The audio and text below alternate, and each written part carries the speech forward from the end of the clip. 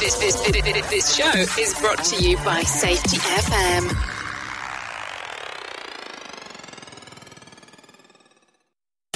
This is Safety Justice League.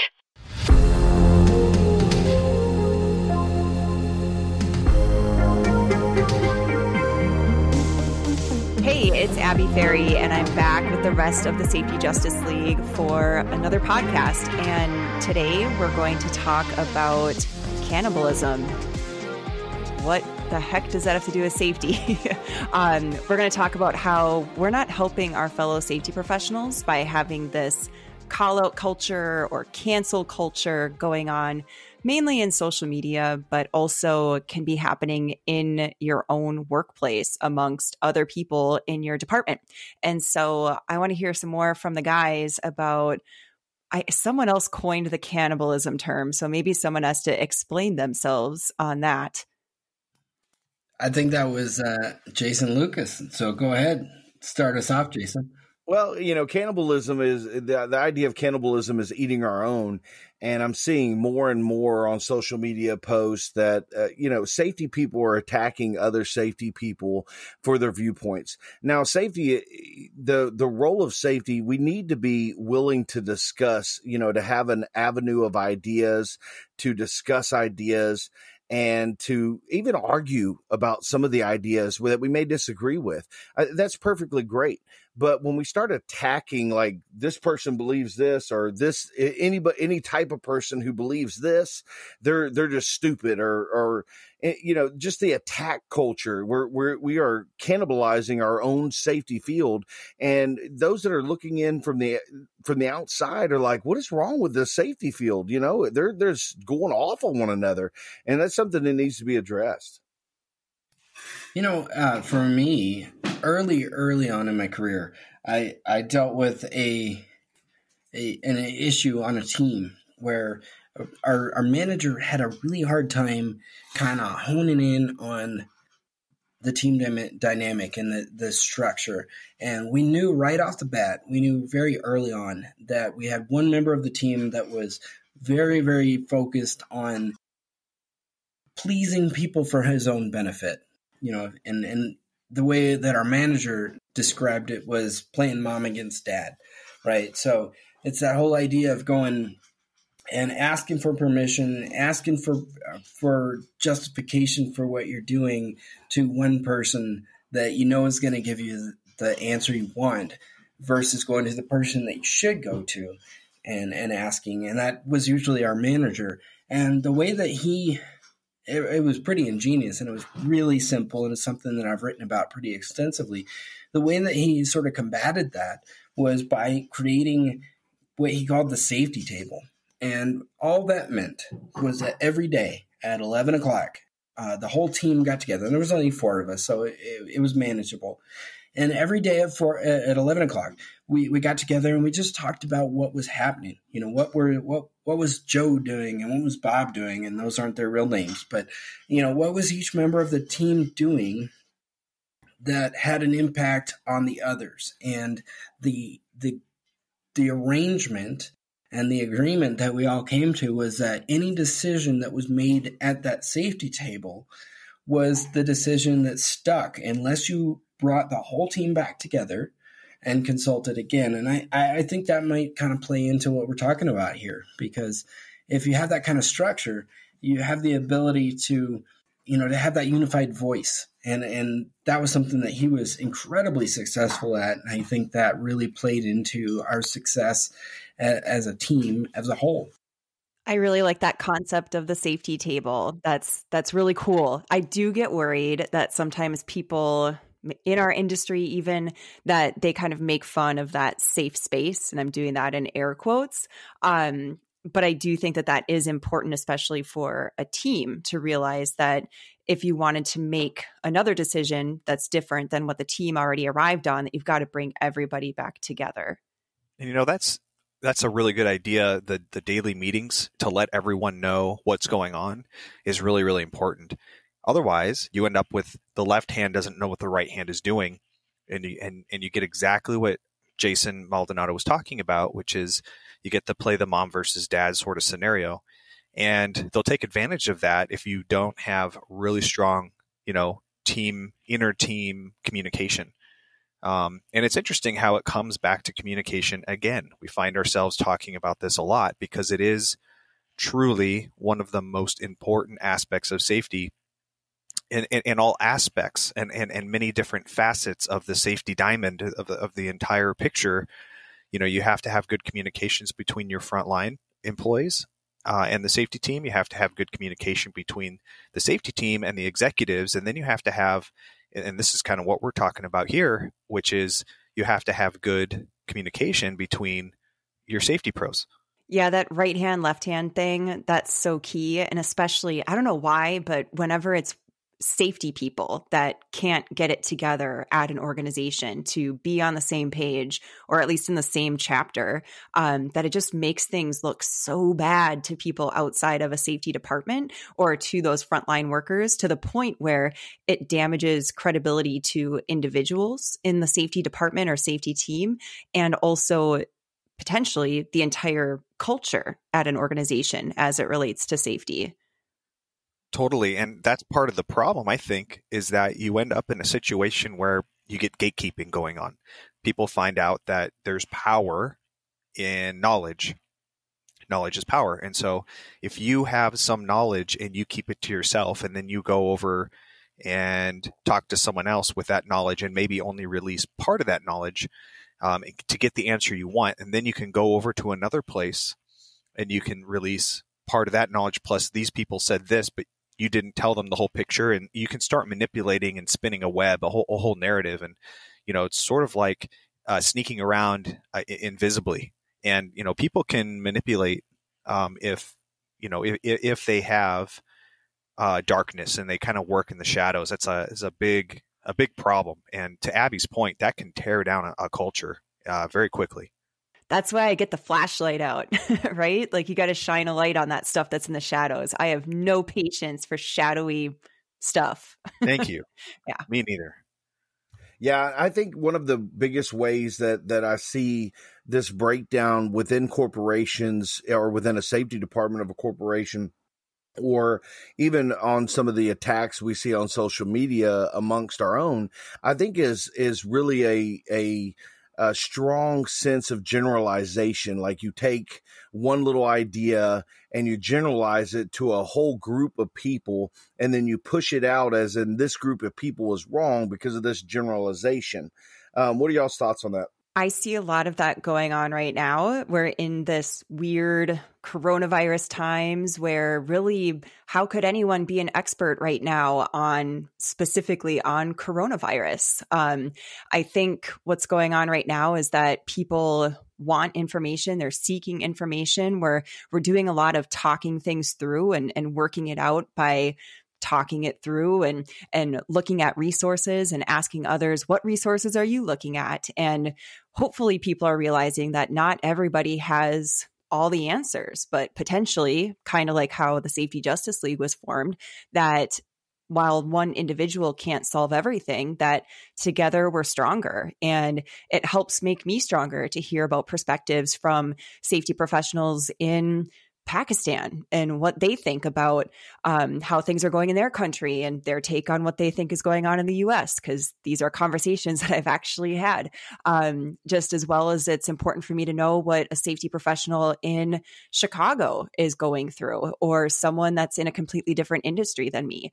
I think that there's been a lot of negativity that maybe you guys haven't noticed as much of it, but I see it a lot in my feed right now, especially on LinkedIn, about people calling out others as being opportunists or maybe not being expert level. However, like I said, I still think it's very important for us to get our perspectives out there and share with each other. I think that's a huge portion of what we're talking about here. And the generalities, back to Jason's point, are so detracting from what we're dealing with on a day-to-day basis. And what I mean by that is we have sort of taken our own, back, like what you were saying, Abby, we've taken our own perspectives and let them shade the decisions and the thought process that we have without allowing other opinions, other voices, other thoughts to kind of help us determine the right actions. And by doing that, I think that has turned safety professional against safety professional because, Abby, if you don't believe what I believe, then you must be wrong. And we have gotten so fervent in that belief, in that sort of dictatorship style, fascism style, however you want to describe it. And I don't want to get political with it, but we really have gotten into that mindset that if you don't believe what I believe, then you're wrong. And somehow that makes your opinion less valid than mine. And I think that's a really big shame in what we're dealing with now in our current kind of geopolitical situation, because what we are talking about is worker health and worker safety. We're all working toward the same goal. So it doesn't really matter who's right or who's wrong as long as we're moving that ball forward. And I think that we need to get a little more inclusive about about how we deal with others and how we address theories and arguments and opinions than we are right now. Because right now we just kind of shut off. And I think this is what brought the four of us together. Because if you look at us, and I know not everybody knows us personally, but if you look at the four of us individually, we are dramatically different in terms of our personal belief structures. But that doesn't mean that we disagree on what our goal is. And our goal is to help people get better and to help people stay safe and to help people stay healthy. And if we're going to sit there and on somebody for what they say, and I'll have to bleep that out, sorry.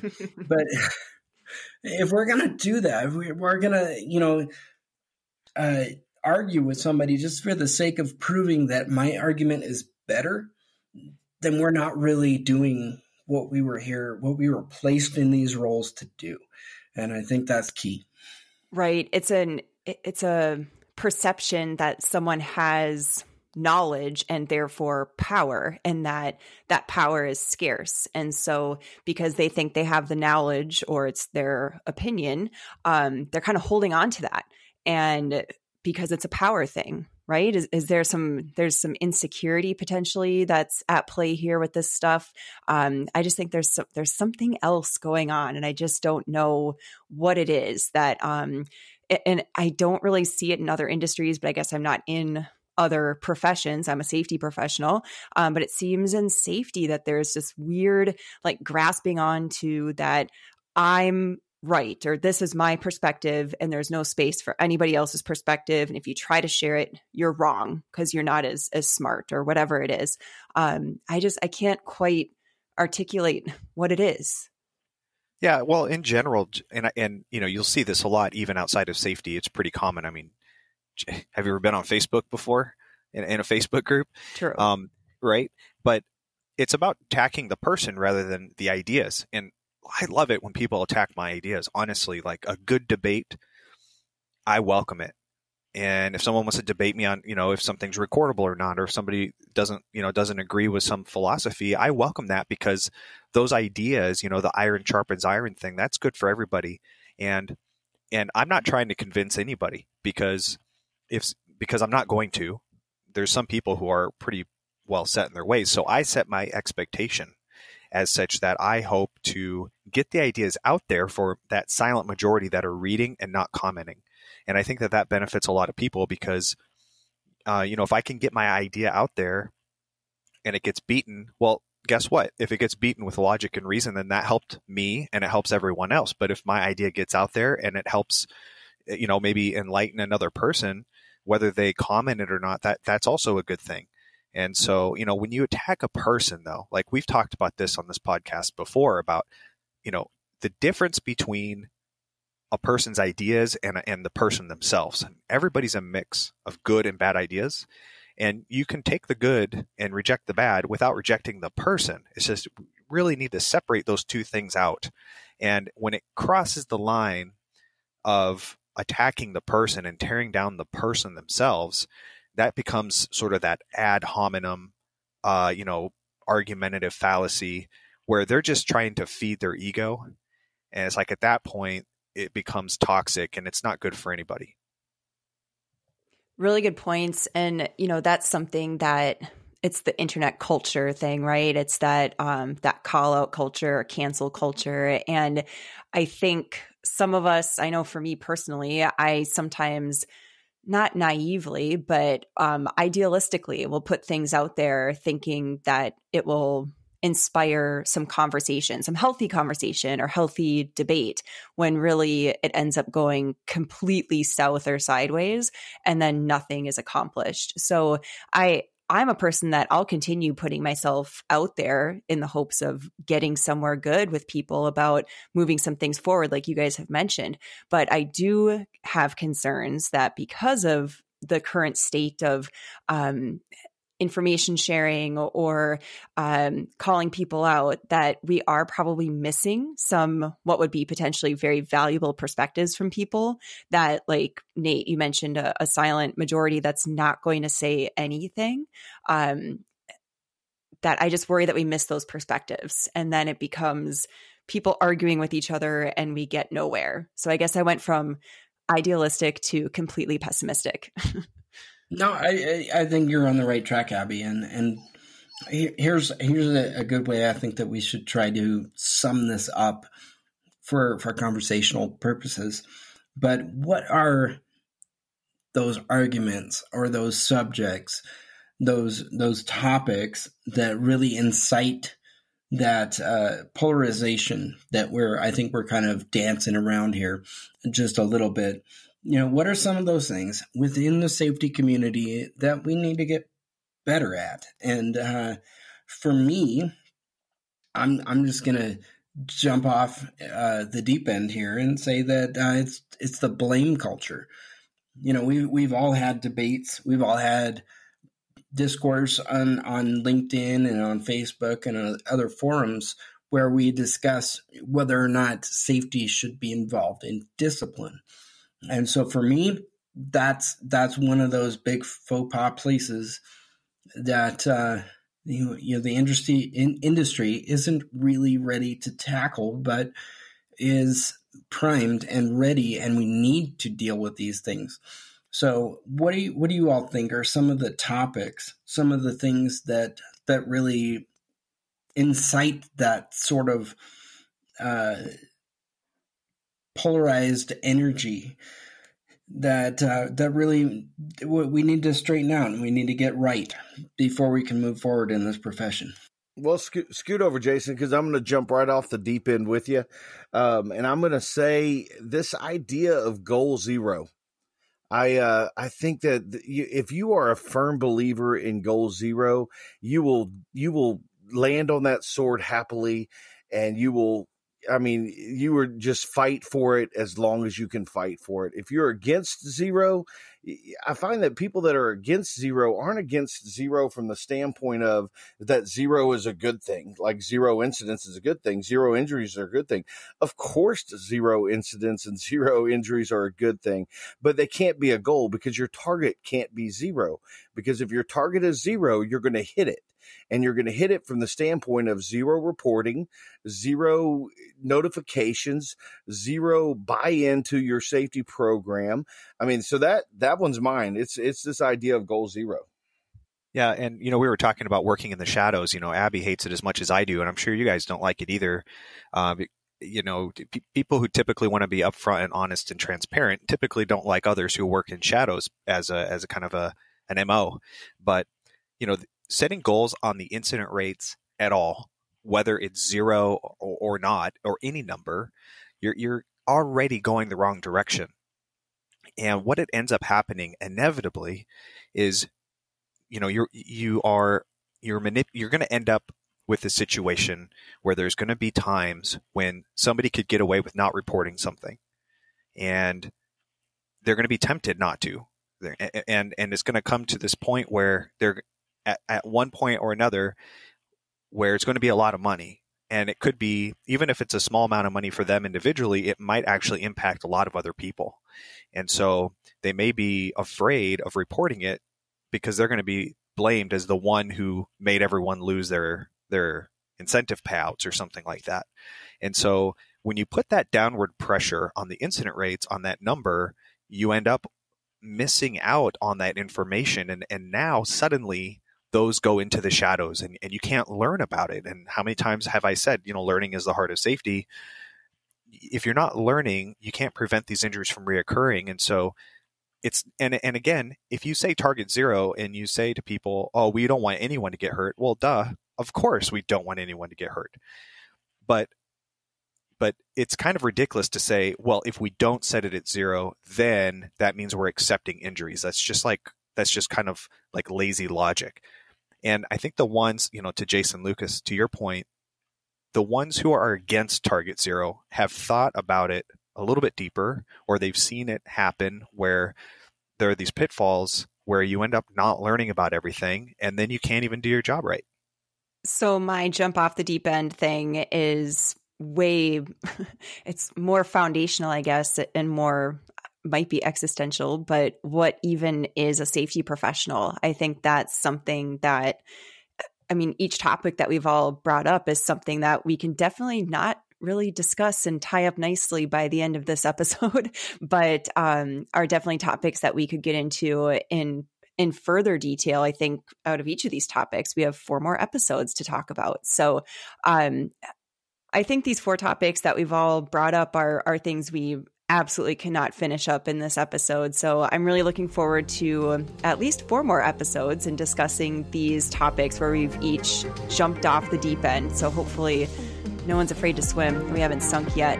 So thanks everybody for listening. And if you like what you hear, please do drop us a review on Apple Podcasts or wherever else you can do a review, or stars, thumbs up, share it with a friend, text it to somebody, or completely feel free to hate on anything that we've said. We just want to hear what you think.